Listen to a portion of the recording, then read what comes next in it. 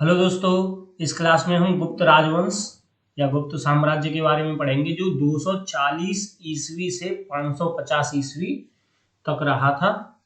चलिए आगे देखते हैं क्या क्या है इसमें। तो बात करें गुप्त साम्राज्य की राजधानी क्या रही थी, पाटलिपुत्र। जो भाषा प्रिफर करते थे ये कौन सी थी, संस्कृत।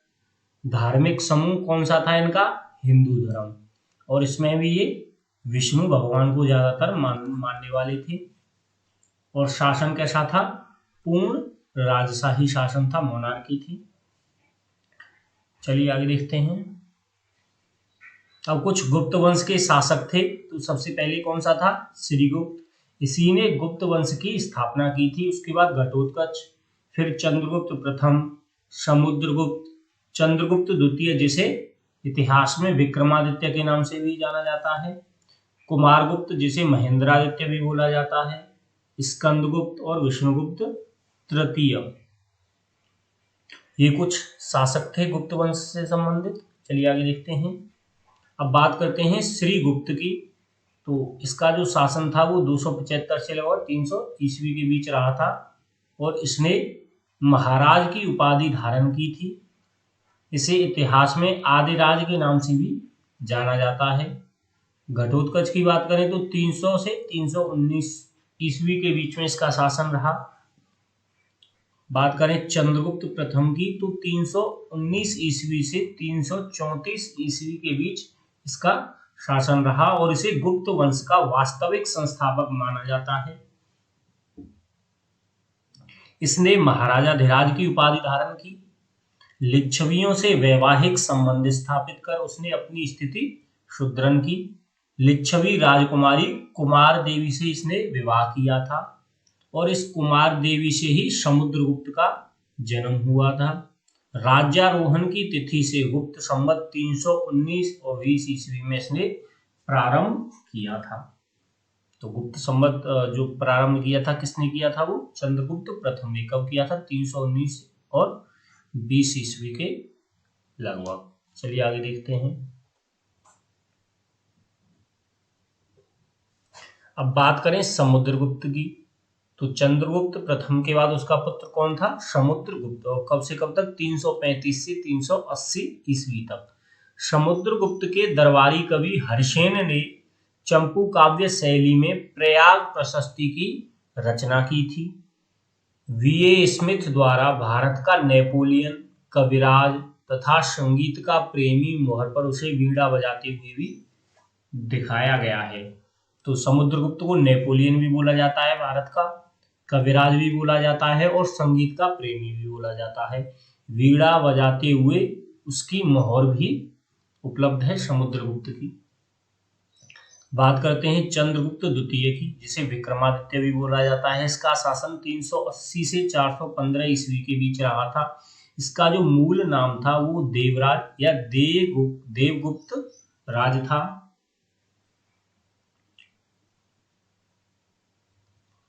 इसने शकों को परास्त करने के बाद चंद्रगुप्त द्वितीय ने ही शकारी एवं विक्रमादित्य जैसी उपाधियां धारण की थी। इसका मूल नाम क्या था, देवराज या देवगुप्त। उसके बाद इसने शकों को पराजित किया था और शकों को पराजित करने के बाद ही शकारी या विक्रमादित्य जैसी उपाधि धारण की थी। चलिए आगे देखते हैं। अब बात करते हैं कुमारगुप्त प्रथम की, जिसका शासन 415 से 454 ईस्वी के बीच में रहा। तो नालंदा विश्वविद्यालय की स्थापना किसने की थी, कुमारगुप्त प्रथम ने। इसके सिक्कों पर मोर की आकृति मिलती है। मोर की आकृति किसके सिक्कों पर मिलती है, कुमारगुप्त प्रथम की। अश्वमेध यज्ञ, वत्सभट्टी दरबारी कवि था। अश्वमेध यज्ञ भी करवाया इसने। इसका दरबारी कवि कौन था, वत्सभट्टी। और इसने जो वत्सभट्टी था, प्रसिद्ध मंदसौर प्रशस्ति की रचना भी वत्सभट्टी ने ही की थी, जो कुमारगुप्त प्रथम का दरबारी कवि था। अश्वमेध यज्ञ करवाया था, नालंदा विश्वविद्यालय की स्थापना की थी और सिक्कों पर मोर की आकृति मिलती है। बात करें स्कंदगुप्त की, तो 455 से 467 ईस्वी के बीच में इसका शासनकाल रहा और इसके शासनकाल में हुड़ों का आक्रमण हुआ था। किसके शासनकाल में? स्कंदगुप्त के में। म्लेच्छों पर स्कंदगुप्त की विजय का वर्णन जूनागढ़ के अभिलेख में मिलता है। चंद्रगुप्त मौर्य द्वारा गिरनार पर्वत पर निर्मित सुदर्शन झील का भी उसने पुनरुद्धार करवाया था। गिरनार पर्वत पर एक सुदर्शन झील है जिसका निर्माण चंद्रगुप्त मौर्य ने करवाया था। इसका पुनरुद्धार किसने करवाया? स्कंदगुप्त ने। चलिए आगे देखते हैं। गुप्त किसके सामंत थे? अब ये कुछ प्रश्न है, उन्हें देख लेते हैं। गुप्त किसके सामंत थे? तो कुषाणों के सामंत थे गुप्त। चलिए आगे देखते हैं। कालिदास किसके राजकवि थे? तो चंद्रगुप्त द्वितीय यानी विक्रमादित्य के राजकवि थे कालिदास। नेक्स्ट है, एरन अभिलेख का संबंध किस शासक से है? तो एरन अभिलेख का संबंध भानुगुप्त से है। नेक्स्ट, फायान किसके शासनकाल में भारत आया था? तो चंद्रगुप्त द्वितीय यानी विक्रमादित्य के शासनकाल में फायान भारत आया था। फायान कौन था? चीनी यात्री था।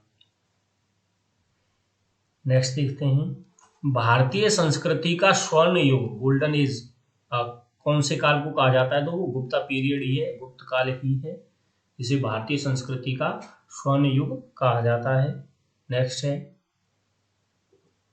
श्रीलंका के राजा मेघवर्मन ने किस स्थान पर भगवान बुद्ध का मंदिर बनवाने के लिए समुद्रगुप्त से अनुमति मांगी थी?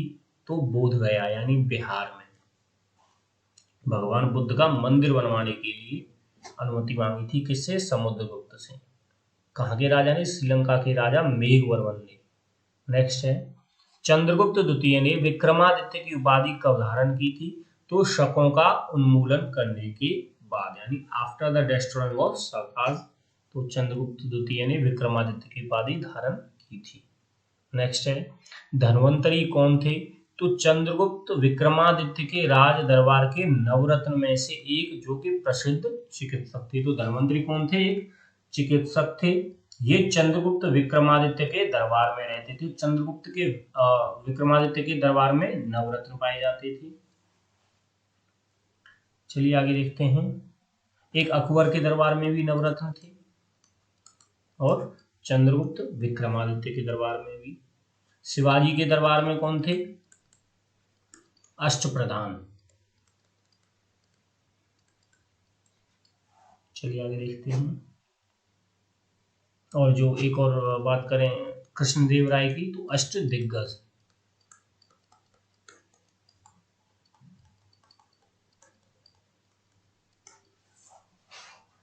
चलिए, तो चंद्रगुप्त विक्रमादित्य के दरबार में कौन रहते थे? नवरत्न रहते थे। अकबर के दरबार में भी नवरत्न रहते थे। शिवाजी के में अष्टप्रधान, कृष्णदेव राय के में अष्टदिग्गज। चलिए, धन्वंतरी कौन थे? प्रसिद्ध चिकित्सक थे जो चंद्रगुप्त विक्रमादित्य के दरबार में रहते थे। चलिए आगे देखते हैं। अमरकोश के लेखक अमर सिंह किस शासक के दरबार से जुड़े थे? तो चंद्रगुप्त द्वितीय के शासनकाल से ही संबंधित थे अमर सिंह। चलिए आगे देखते हैं। गुप्त काल की सोने की मुद्रा को क्या कहा जाता था? तो दीनार। नेक्स्ट है, कुमार संभव महाकाव्य किस कवि ने लिखा है? तो कालिदास ने लिखा है। नेक्स्ट, कालिदास द्वारा रचित मालविकाग्निमित्रम नाटक का नायक कौन था? तो अग्निमित्र। मालविका और अग्निमित्र की प्रेम कहानी मालविकाग्निमित्रम में दी गई और ये किसने लिखा है? कालिदास ने। नेक्स्ट है, सोने के सर्वाधिक सिक्के किस काल में जारी किए गए? तो गुप्त काल में ही सर्वाधिक सोने के सिक्के जारी किए गए। नेक्स्ट, यूरोपीय भाषा में अनुवादित प्रथम भारतीय ग्रंथ कौन सा है? तो अभिज्ञान शकुंतलम। चलिए नेक्स्ट है, सती प्रथा का पहला उल्लेख कहाँ से मिलता है? तो ये मिलता है एरन अभिलेख से। नेक्स्ट, तो ये थी आज की क्लास। आई होप आपको ये क्लास पसंद आई होगी। मिलते हैं नेक्स्ट क्लास में। Thank you.